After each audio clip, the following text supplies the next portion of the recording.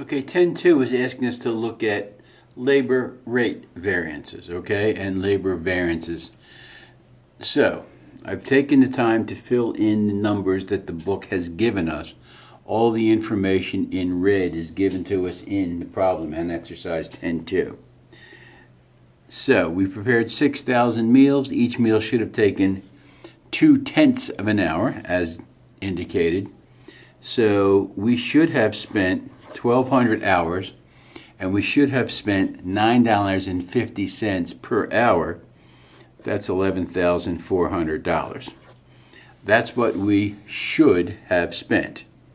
Okay, what we actually spent was $11,400. So that gives us a $100 unfavorable spending variance. Now, let's see if it's an efficiency variance or a rate variance. Well, the efficiency variance, we take standard hours times standard rate, and we compare them to the actual hours at the standard rate.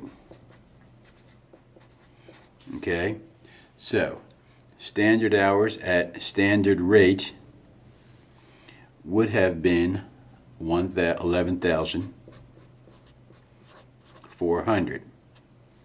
The actual hours at the standard rate would have been 1,150 hours. 1,150 hours times 950.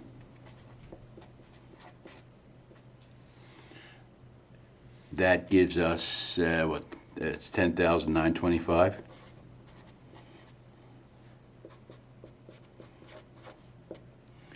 So, using the actual hours at the standard rate, it should have cost us 10,925. Okay, and it cost us 11,400. So when we compare that, we come up with a $475 variance, okay? And now let's take a look. The standard hours times the standard rate should have cost us this. The actual hours at the standard rate cost us this. So that's favorable, because if we had used the actual hours at the standard rate, we would have come in under budget. Now, let's take a look at the rate variance.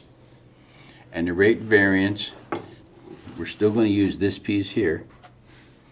So we're going to look at actual hours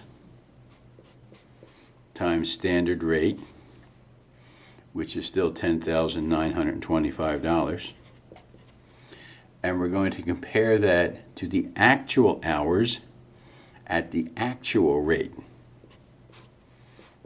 Actual hours at the actual rate. And that gives us the 11,500 from here.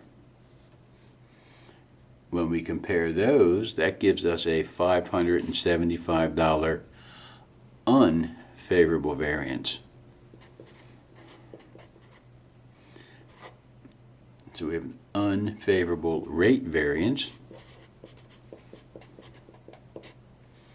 and we have a favorable efficiency variance, and when you net them, we have a total $100 unfavorable spending variance.